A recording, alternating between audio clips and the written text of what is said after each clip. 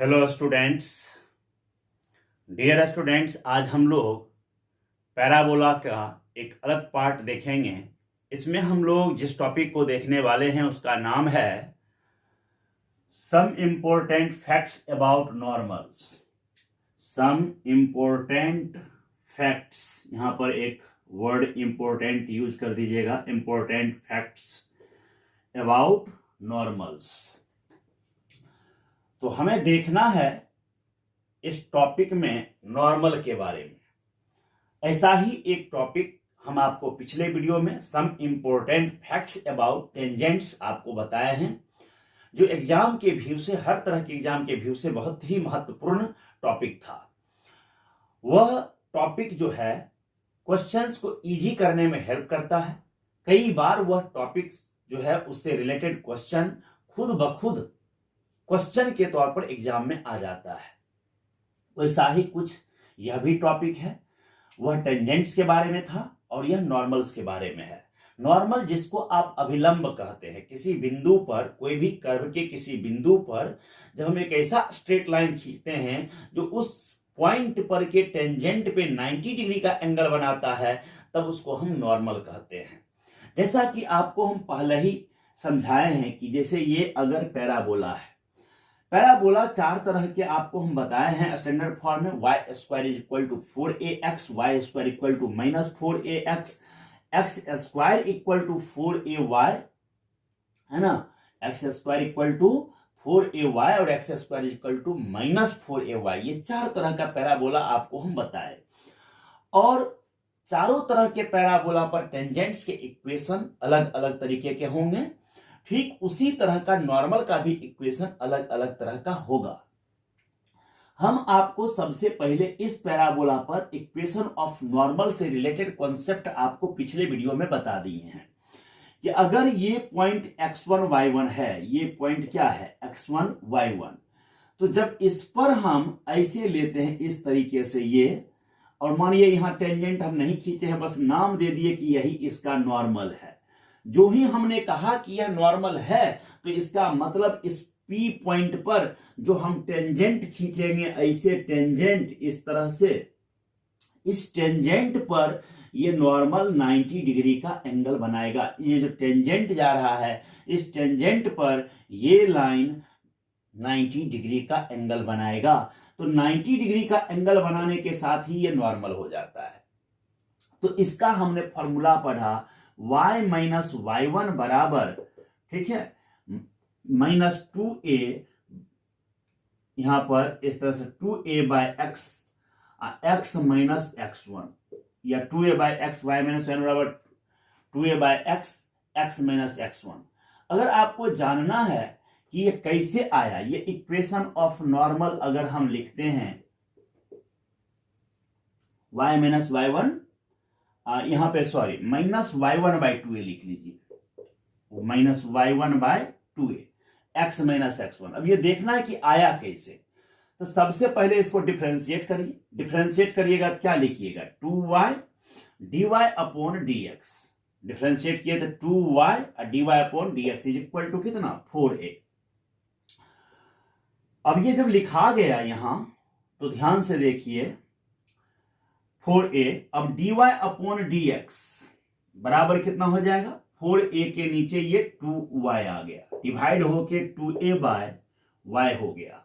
ठीक है, अब हम dy अपॉन dx का वैल्यू x1 y1 पर जानेंगे, इसलिए dy upon dx eight x1 y1 ये हो जाएगा हमको 2a, और इसमें हम देख रहे हैं कि कहीं x मौजूद नहीं है, तो x का तो कोई इफेक्ट नहीं पड़ेगा इस dy अपॉन dx के वैल्यू पे, लेकिन y मौजूद है तो y कोऑर्डिनेट का असर पड़ेगा, और ये 2a के नीचे y1 हो जाएगा, 2a डिवाइडेड y1। ठीक है, अब यहां आप देखिए ये जो dy अपॉन dx का value, it means first derivative का वैल्यू, जब किसी कर्व के किसी पॉइंट पर आप निकालते हो तो वह स्लोप ऑफ टेंजेंट देता है। स्लोप ऑफ टेंजेंट, ये जो स्पर्श रेखा जा रहा है उसका स्लोप देता है। जब भी किसी कर्व का डिफरेंशिएशन करके, जब भी किसी कर्व का डिफरेंशिएशन करके और उस कर्व पर उपस्थित किसी बिंदु को उसमें पुट करते हैं, किसी पॉइंट के कोऑर्डिनेट को उसमें पुट करते हैं, तो आफ्टर सॉल्विंग जो नंबर हमें मिलता है वह स्लोप ऑफ टेंजेंट देता है। और आप जानते हैं कि टेंजेंट पर नॉर्मल क्या है? परपेंडिकुलर है। टेंजेंट पर नॉर्मल क्या है? परपेंडिकुलर है। तो परपेंडिकुलर है तो स्वाभाविक है कि इसका स्लोप और इसके स्लोप का प्रोडक्ट -1 होना चाहिए। तो इसलिए एम नॉर्मल अगर चाहिए तो तरीका सिंपल है कि इसको उलट करके साइन बदल दीजिए तो -y1/2a हो जाएगा। तब ना इस दोनों का प्रोडक्ट -1 के बराबर आएगा। चेक कर लीजिए, दोनों को गुना करके -y1/2a। अब इस नॉर्मल का स्लोप हमको निकल गया। जब नॉर्मल का स्लोप निकल गया हमको, तो अब स्लोप भी मिल गया और पॉइंट जिससे पास हो रहा है, तो नॉर्मल भी तो एक स्ट्रेट लाइन है। नॉर्मल भी क्या है? एक स्ट्रेट लाइन है। और जब कोई स्ट्रेट लाइन का इक्वेशन हमें निकालना होता है तो हमें दो चीज की आवश्यकता होती है, एक पॉइंट जिससे वह पास हो रहा हो और दूसरा उसका स्लोप। तो देखिए पॉइंट तो ऑलरेडी मिला हुआ है कि ये x1 y1 से पास हो रहा है और स्लोप भी मिल गया। तो इसलिए इक्वेशन ऑफ अगर नॉर्मल हम दे दें तो जो बेसिक फॉर्मूला होता है स्ट्रेट लाइन का y-y1 डिवाइडेड x-x1 बराबर स्लोप। तो स्लोप क्या है? -y1/2a। अब ये देखिए उठ के ऊपर जाएगा तो y-y1 बराबर -y1/2a। अब ब्रैकेट के अंदर x-x1। ये आसानी से फॉर्मूला प्रूफ हो रहा है, ठीक है ना। हाँ चलिए, मैं देख रहा था कि बोर्ड में उसमें सारा आ रहा है कि नहीं, थोड़ा नीचे लिख दिए थे, तो चलिए ठीक। अब ये पूरी तरह से आपको कंप्लीट हो गया ये फॉर्मूला कैसे आया। y-y1 = -y1/2a x-x1 हो गया। नेक्स्ट अब आगे आइए, अगला जब ये फॉर्मूला जनरेट हो गया, ठीक है ना, तो इसका अब हमको पैरामेट्रिक फॉर्म चाहिए। पैरामेट्रिक फॉर्म बड़ी आसानी से निकलेगा। पैरामेट्रिक फॉर्म देखिए क्या है, यह x1 y1 है। आप तो जानते हो कि कौन पैराबोला है, y² = 4ax। लेकिन आप जानते हो कि यह पॉइंट अगर हम t मान लें, t, इसको हम t, तो देखिए द इक्वेशन ऑफ, ये सब नोट अच्छा से याद रखिएगा, the equation of normal at the point, है ना, t to the parabola. t का मतलब आपको समझ में आता है ना। कितना बार अभी तक हम t का मतलब समझाए हैं, कई पैराबोला के वीडियो को पहले से देखिए। t का मतलब हम समझाए हैं कि AT² 2AT होता है इस पैराबोला के लिए। तो t टू द पैराबोला लिखेंगे, यहां पर पुट करेंगे तो जानते हैं ये सॉल्व होके, चाहे तो डायरेक्ट भी लिख सकते हैं, बट यहां पर आपको हम थोड़ा समझा देते हैं कैसे आया पैराबोला। देखिए to the parabola is, y को y ही छोड़िए, -y1 की जगह 2AT लिख दीजिए ऐसे, और यहां -y1 के जगह पर -2AT, नीचे 2a है, ब्रैकेट के अंदर x -x1 के जगह पर AT²। x1 y1 का जगह ले लेगा AT² 2AT। अब इसको सॉल्व करेंगे तो ये लिखाएगा y बराबर -tx + 2AT + AT3। याद रखना है y = -tx + 2AT + AT3। ये हो गया हमको equation of normal in parametric form. Equation of normal in parametric form. Parametric form में इक्वेशन ऑफ नॉर्मल हो गया। इसके बारे में हम पिछले वीडियो में भी डिस्कस कर चुके हैं। अगर हम इसी को स्लोप फॉर्म में कन्वर्ट करेंगे तो जहां जहां t है उसके जगह -m रख देंगे, t की जगह पर -m रख देंगे। तो t की जगह जब -m रखेंगे तो equation of normal into slope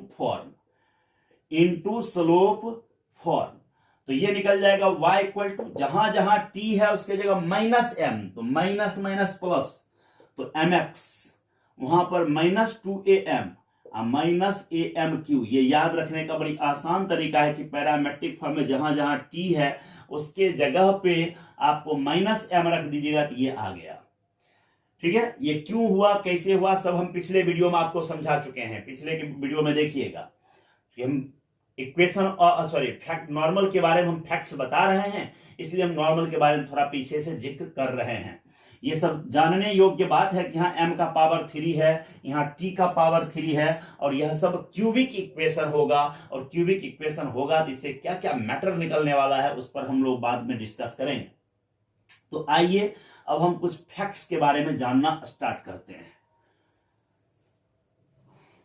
आइए अब हम लोग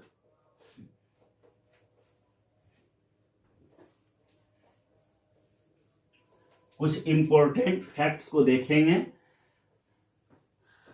जो कि ऑब्जेक्टिव के लिए हमें हेल्पफुल होगा। जिसमें सबसे पहला जो आपका है वो ये है कि any straight line y equal to mx plus c will be normal to the parabola y square equal to 4ax if c equal to minus 2am minus amq। c equal to condition निकल गया -2am minus amq। क्योंकि अभी हम formula पढ़े थे normal का y equal to mx minus 2am minus है ना amq, ऐसा अभी हम पढ़े थे, याद होगा। थोड़ी देर पहले आपको बताए कि y इक्वल टू tx था, माइनस tx था, प्लस 2at था, प्लस atq था, इस तरह से था, ठीक है, minus tx plus 2at plus atq, और इसी में हम t की जगह पर माइनस m रखे थे तो अगला हमको इक्वेशन आ गया। तो c बराबर हमारे पास -2am माइनस amq निकल गया। बस उसी तरह से उससे जनरेट किए हैं। नेक्स्ट दूसरा नंबर नोट, आइए देखिए क्या है। कहता any straight line y equal to mx plus c touches the parabola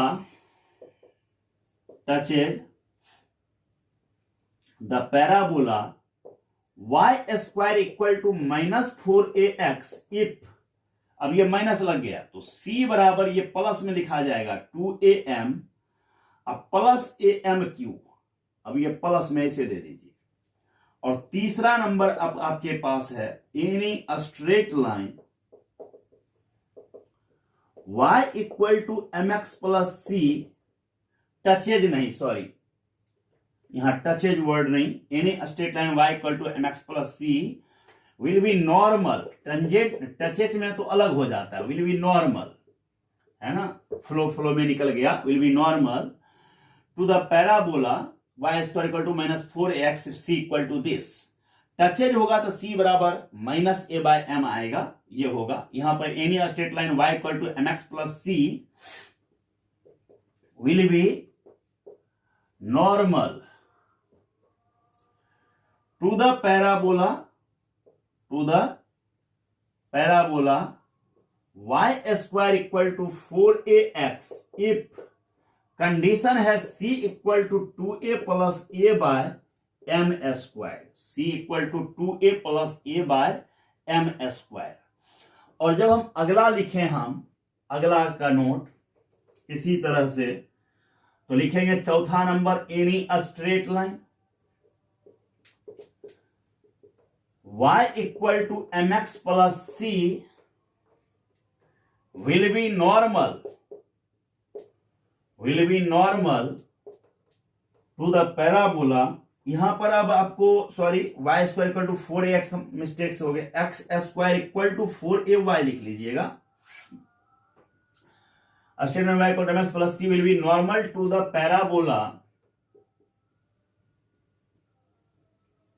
x square equal to minus 4ay if c equal to minus 2a minus a by m square हो जाएगा।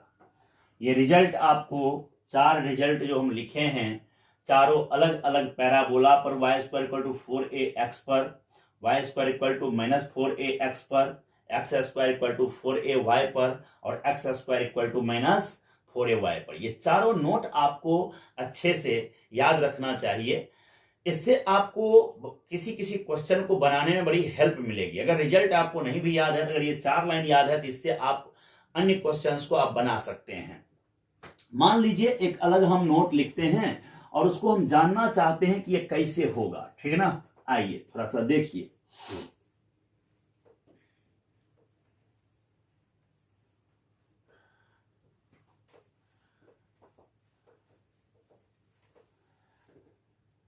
पांचवा number, any straight line lx plus my plus n बराबर 0 is normal to the parabola y square equal to 4ax if, है ना, जानना चाहते हैं if कब होगा, ठीक है ना। तो मान लीजिए अगर हम पहले ही आपको रिजल्ट ऐसे लिख दिए al plus L square plus 2m square plus m square n बराबर 0, ऐसा हमने आपको लिख दिया। हम जानना चाहते हैं ये जो लिख दिए हैं इफ के बाद क्या ये आता है प्रूफ कर। जो कंडीशन हम पढ़े थे, क्या पढ़े थे कि y equal to m x plus c इस पर नॉर्मल होगा, है ना। y equal to m x plus c इस पर नॉर्मल होगा यदि c बराबर -2am और -amq होगा। ये बात हम पढ़े थे। अब इसका हमको फायदा उठाना है। सबसे पहले इस लाइन को कन्वर्ट करिए, lx plus my plus n बराबर 0 है। यहां से अगर y का हम वैल्यू निकालेंगे तो ये मिलेगा -l/m x हो गया, अब प्लस -n/m मिलेगा। ये आ गया हमको। अब मैच कराइए, y equal to m x plus c, y equal to m x plus c, m की जगह ये हो गया और c की जगह ये हो गया। कंडीशन क्या था, कंडीशन पढ़िए, सीधे कंडीशन पे आ जाइए। c इक्वल टू -2a और m की जगह पर इसको यूज कर लीजिए -l/m, ऐसे, है ना। और c की जगह कौन होगा, ये -n/m, ये होगा c की जगह। -amq, तो a ऐसा ही छोड़िए, और mq मतलब इसका होल q, तो lq नीचे mq, ऐसा हमने यहां लिख दिया। चलिए अब यहां तक जब लिखा गया तो आगे का थोड़ा स्टेप हम ले आते हैं। हमको ये वाला पॉइंट लाना है, तो थोड़ा ठीक से देखिएगा आप लोग। ये माइनस माइनस सब में है, तो माइनस तो आपका कॉमन होके, सॉरी यहां भी माइनस आपको लेना है अंदर में, क्योंकि -l है बाय m है, तो माइनस का होल क्यों माइनस रहेगा। तो ये माइनस कॉमन आ गया और ये माइनस के साथ खत्म हो गया, तो बच गया n/m इस साइड। इधर ये वाला माइनस बचा हुआ है, बाहर वाला माइनस कट गया है, तो ये लिखाएगा माइनस। इसको आप यहां से देख लो, ऐसे रहने दो, 2a माइनस लगा हुआ है इसमें आपको, और इस तरह से ये l/m है, तो l केवल हम l लिख लिए और इसके नीचे का हम m लिख दिए। फिर ये देखिए माइनस तो कॉमन ले चुके थे, हट चुका था, ये वाला माइनस लेकिन बचा रहेगा, तो ये बच गया ALQ और टोटल के नीचे MQ। अब इसका एलसीएम, m और MQ का एलसीएम MQ होगा, MQ इधर आके गुना होगा, तो एक m कट जाएगा, ये m² n बचेगा। इसमें एक m से डिवाइड किया तो m², m² यहां आके गुना हो जाएगा 2ALM², और इसमें केवल ALQ रहेगा। चलिए अब अगर इसमें आप -AL कॉमन ले लीजिए, AL कॉमन ले लीजिए, तो यहां देखिए आपको क्या बचेगा, AL ले लिए तो L², इसमें L ले लिए तो 2m², ये उठ के इधर आएगा तो प्लस मिला लीजिए। तो इसीलिए हम आपको डायरेक्ट आंसर पहले ही लिख दिए थे, तो आपको याद रखना है इफ AL ब्रैकेट के अंदर L² plus 2m² plus m² n बराबर 0। देखिए ये मेथड से ऐसे बना, प्रूफ हुआ। लेकिन इतना हमको प्रूफ करने का फुर्सत हर वक्त नहीं होता है, तो इसलिए प्रूफ करने के चक्कर में हर वक्त नहीं रहिए। लेकिन हाँ, हम एक बात बताएंगे कि जितना भी हम नोट आपको डायरेक्ट लिख देते हैं, आप कोशिश करिए कि हम उसको प्रूफ कर लें। प्रूफ करने से क्या होता है कि वो बात याद हो जाता है, दिमाग में बैठ जाता है, ठीक है ना। और कुछ चीजों को अगर ट्रिक बाइज में बैठ जाए तो आप उसको उस तरीके से याद कर लीजिए। कैसे आपको उसको दिमाग में रखना है वो आप अपने ऊपर सोचना है, ठीक है। नेक्स्ट आगे आकर के देखिए, ठीक है ना। अगला हम नोट पढ़ेंगे, ये 5वां नोट हो गया इसमें। अब हम 6ठा नोट पे आएंगे। आइए 6 नंबर। 6 नंबर क्या कहता है सो देखिए, किसी भी बाहरी पॉइंट से किसी पैराबोला पर 3 नॉर्मल खींचे जा सकते हैं। There are 3 normals. 3 normals can be drawn from an outer point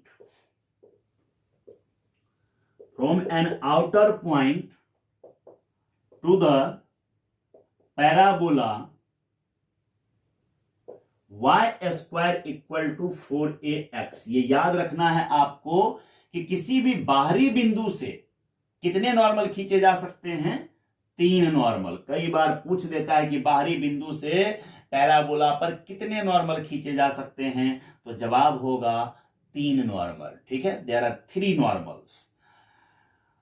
अब उसमें से 3 का तीनों नॉर्मल या तो रियल होगा या एक रियल 2 इमेजिनरी होगा। इमेजिनरी कभी विषम संख्या में नहीं होता है, इमेजिनरी हमेशा सम संख्या में होता है।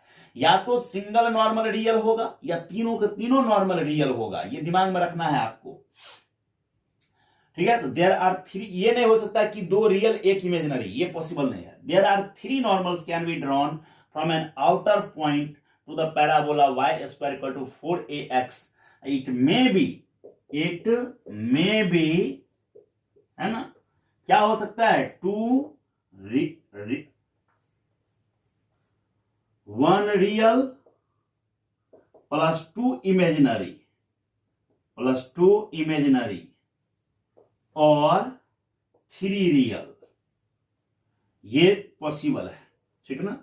कभी ये नहीं हो सकता कि तीनों इमेजिनरी हो जाए या 2 रियल 1 इमेजिनरी हो जाए, ऐसा कभी नहीं होगा, क्योंकि इमेजिनरी कंजुगेट पेयर में लाई करता है। तो ये हो गया आपको यहां तक। अब आगे आइए, अगला समझिए। 3 नॉर्मल जब हम खींचने की बात किए हैं तो यहां पर समझने वाली बात यह है कि ऐसा हम क्यों कहे। ऐसा इसलिए कहे कि हम आपको बताए हैं कि बाहरी, जैसे मान लीजिए ये एक पैराबोला है और ये एक पॉइंट है। एक नॉर्मल हम इस पर यहां खींच दिए, 90 डिग्री यहां के टेंजेंट पे बनाया। दूसरा नॉर्मल मान लीजिए हम यहां ऐसे खींच दिए, इस जगह जा रहा है, इस पर 90 डिग्री बना के मान लीजिए। तीसरा यहां पर मान लीजिए हम ऐसे खींच दिए। देखने में ऐसा लगेगा नहीं नॉर्मल जैसा, लेकिन आप इमेजिनेशन कर लीजिए कि एक पी पॉइंट से ये तीनों नॉर्मल इस पर पड़ा है परपेंडिकुलर। ये टेंजेंट यहां खींचेंगे, ये टेंजेंट यहां टेंजेंट, और तीनों टेंजेंट पर ये 90-90 बना रहा है। अब थोड़ा यहां ये समझना है इसमें कि ये जो पॉइंट है हमारे पास ए, ये पॉइंट बी और ये पॉइंट सी, ये 3 अलग अलग बिंदु पर खींचे हुए नॉर्मल जो हैं, 3 अलग अलग बिंदु पर खींचे हुए नॉर्मल, ए बी सी पर खींचे हुए जो नॉर्मल हैं, वह नॉर्मल पी पॉइंट से पास कर रहा है ना। 3 अलग अलग बिंदु पर खींचे गए नॉर्मल पी बिंदु से पास होता है। यहां ए बी और सी को नॉर्मल पॉइंट्स कहेंगे। ए बी सी आर को नॉर्मल पॉइंट्स, इसको हम को नॉर्मल पॉइंट्स कहेंगे। ये याद रखिएगा, को नॉर्मल पॉइंट्स। लेकिन यह बात जो है, कहने का मतलब यह कि एक बिंदु से 3 नॉर्मल खींचेंगे, ये बात कहने का अधिकार हमको कहां से मिला? तो अभी अभी हम फॉर्मूला पढ़े y equal to mx minus 2am plus amq, ये पढ़े। अगर देखें हम इसको ठीक से तो हम इसको ऐसे भी लिख सकते हैं amq माइनस 2am, और यहां पर plus m x minus y is equal to 0 हम ऐसा लिख सकते हैं। देखें तो ये क्यूबिक इक्वेशन है। क्या इक्वेशन है? Cubic equation of m. Cubic equation of m है, ये एम का क्यूबिक इक्वेशन है। अगर हम इसको देखें तो क्यूबिक इक्वेशन ऑफ एम है, इट मींस त्रिघात समीकरण है। तो त्रिघात समीकरण के 3 मूल होते हैं। त्रिघात समीकरण के कितने मूल होते हैं? 3 मूल। तो यहां अल्फा बीटा गामा नहीं कह करके हम m1 m2 m3 कह देते हैं। तो m का 3 वैल्यू m1 m2 और m3 निकला। तो मान लीजिए एक पॉइंट x और y से पास होने वाला नॉर्मल के लिए 3 स्लोप मिला m1 m2 m3। तो 3 स्लोप जब अलग अलग मिलेगा तो नॉर्मल भी तो अलग अलग जाएगा। तो कितने नॉर्मल हो गए? 3 नॉर्मल। अब आप एक फॉर्मूला पढ़े होंगे, alpha plus beta plus gamma. नहीं पढ़े हैं तो हमारा क्वाड्रेटिक इक्वेशन का वीडियो देख लीजिए। क्वाड्रेटिक इक्वेशन के वीडियो को देखिएगा तो उसमें हम इस चीज का मेंशन किए हुए हैं, बताए हुए हैं। क्यूबिक के लिए भी, बाय क्वाड्रेटिक के लिए भी, क्विंटिक के लिए भी हम समझाए हैं वहां। तो अब ये m1 plus m2 plus m3, m1 plus m2 plus m3 तो माइनस b बाय ए होता है। b किसको कहते हैं? एक्स स्क्वायर वाले का डिग्री। तो यहां m स्क्वायर वाला है, ढूंढिए। तो m स्क्वायर वाला नहीं है तो 0 बाय ए लगाएंगे तो सॉल्व होके 0 हुआ। तो m1 plus m2 plus m3 बराबर 0। इसका मतलब ये हुआ कि ए पॉइंट पर, बी पॉइंट पर, सी पॉइंट पर, ए बी सी आपको दिखाई दे रहा होगा, ए बी सी को नॉर्मल है। उस ए बी सी तीनों पॉइंट पर के स्लोप का सम जो है वह 0 होगा। ए बी सी तीनों पॉइंट पर के स्लोप का सम क्या होगा? 0 होगा। ये बड़ी आसान बात है। तो इसको अब हम नोट करते हैं, आगे लिखते हैं, ठीक है ना। अब हम नोट आपको लिख रहे हैं। नेक्स्ट नोट शायद ये आपको 6 नंबर या 7 नंबर होगा। तो 7 नंबर में आइए, लिखिएगा। इसमें यहां ऐसे लिखना है आपको, if the normals at 3 points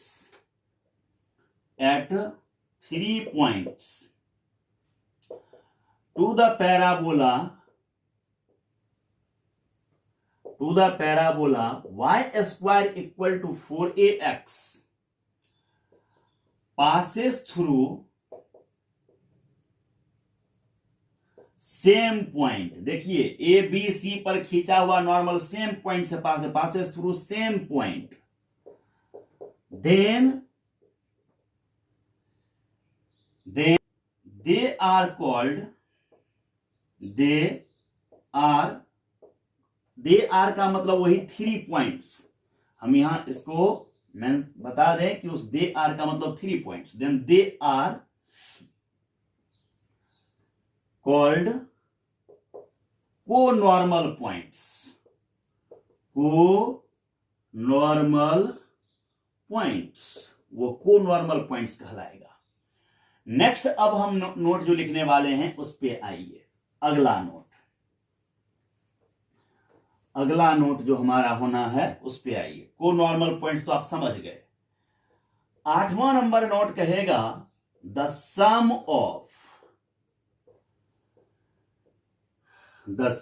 of slopes of normals at co-normal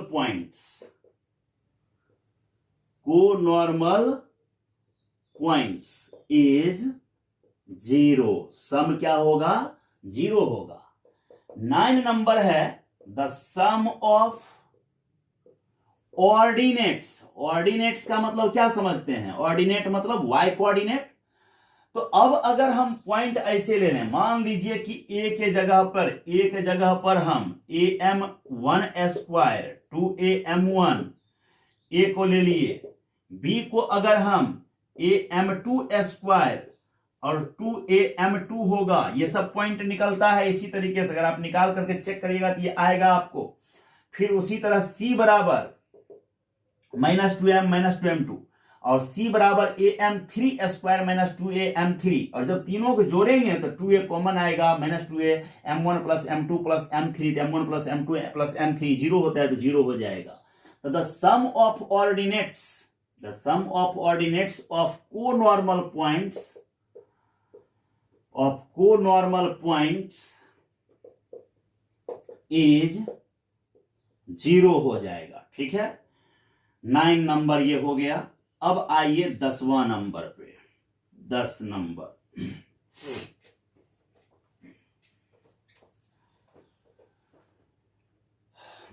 number, note है आपको।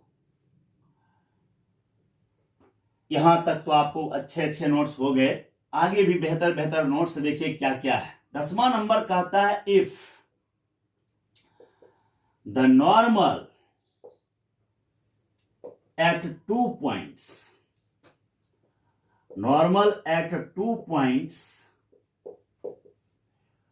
T1 and T2 दो पॉइंट है T1 और T2 और उस पर नॉर्मल हो गया। If the normals at 2 points T1 and T2 to the parabola, कौन पैराबोला? जो हमारा स्टैंडर्ड फॉर्म है y² = 4x, उसी को लेते हैं। Cut again at the same point of curve, same point पर कट करेगा, same point of curve, then T1 into T2 बराबर आपको 2 निकलेगा। T1 इंटू T2 बराबर 2। इसका मतलब समझ लीजिए, पिक्चर से समझ लीजिए। पिक्चर इसका क्या है वो आप अच्छे से इसके पिक्चर को थोड़ा सा समझिए। क्या कहना है कि T1 और T2 पर खींचा हुआ नॉर्मल यदि पैराबोला को एक पॉइंट, सेम पॉइंट पर इंटरसेक्ट करता है तब T1 इंटू T2 बराबर 2 होगा। इसका बेनिफिट उठाते हुए हम एक अगला बात इसी से रिलेटेड प्रूफ कर सकते हैं और याद रख सकते हैं। देखिए यहां जैसे ये पैराबोला y² = 4ax हम ले लेते हैं, y² = 4ax ऐसे हम ले लिए।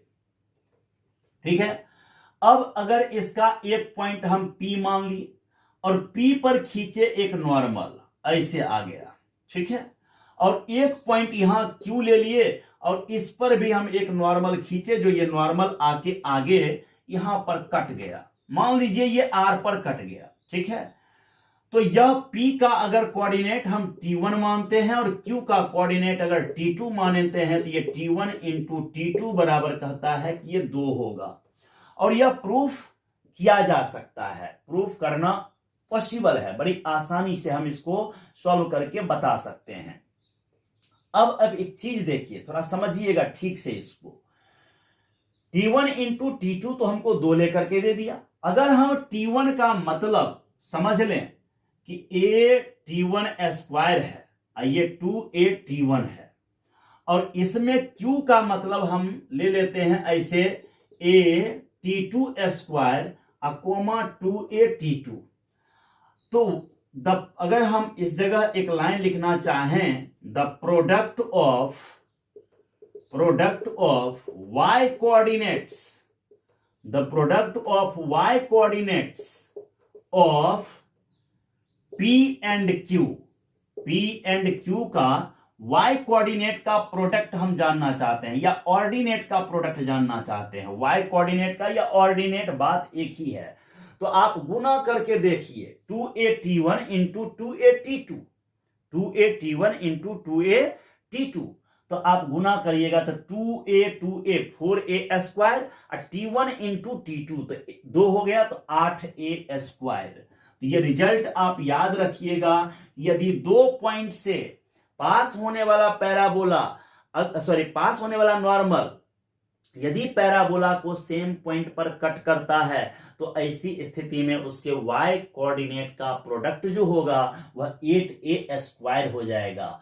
और अगर उसको करिएगा फर्स्ट का तो T1 4a² आ जाएगा एक्स कोऑर्डिनेट का। तो उसको चेक कर लीजिएगा खुद से भी, जैसे समझाए हैं। तो एक नोट 11 नंबर यही आपका यहां छुपा हुआ है, ये आपको याद रखना है। ये रिजल्ट 11 कि अगर P और Q पर खींचने वाला नॉर्मल पैराबोला को R पर इंटरसेक्ट करता है तो P और Q के y कोऑर्डिनेट का प्रोडक्ट 8a² होगा, जो कि कई बार एग्जाम में आया है। इसको आप अच्छे से दिमाग में रखिएगा। नेक्स्ट अब आइए अगले चीज पे, ठीक है ना। देखिए नेक्स्ट क्या है, कहता है इफ ठीक है ना,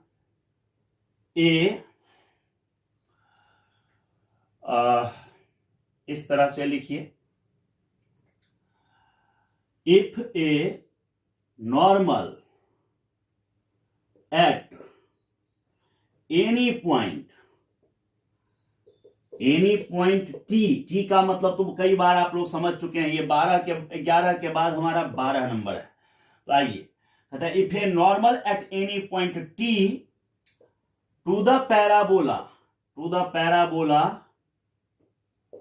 y² equal to 4ax, again छोड़िए इसको, अगला लिख देते हैं y4x, सबटेंड का अर्थ होता है राइट एंगल बनाना। तो subtend right angle at the vertex of parabola,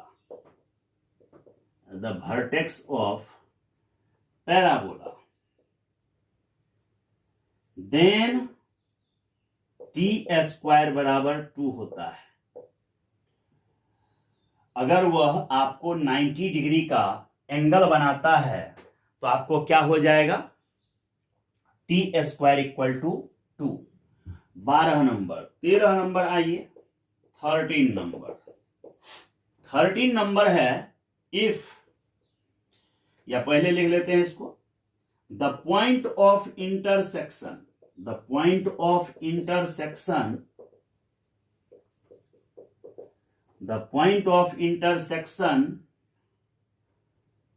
at 2 points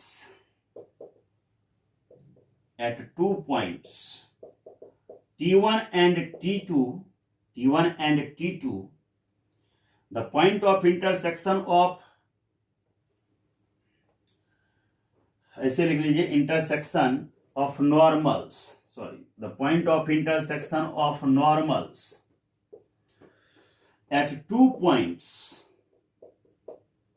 T1 and T2 is given by, थोड़ा सा लंबा है, बस याद रख सकते हैं आप, is given by 2a plus a T1² plus T2² plus T1 into T2 comma, ये भी x कोऑर्डिनेट लिखाया है, माइनस a ब्रैकेट के अंदर T1 plus T2।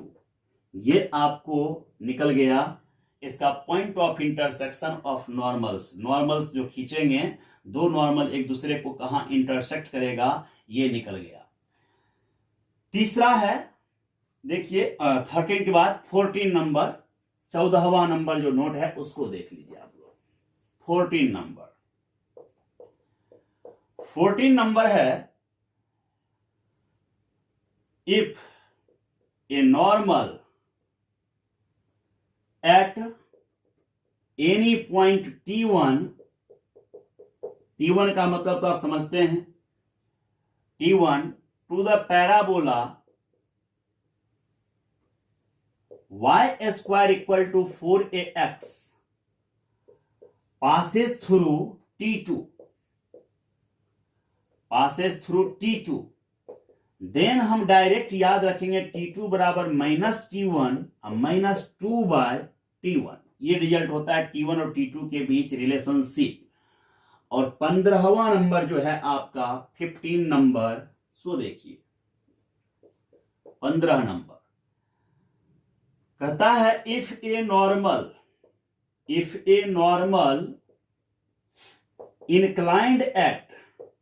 inclined at an angle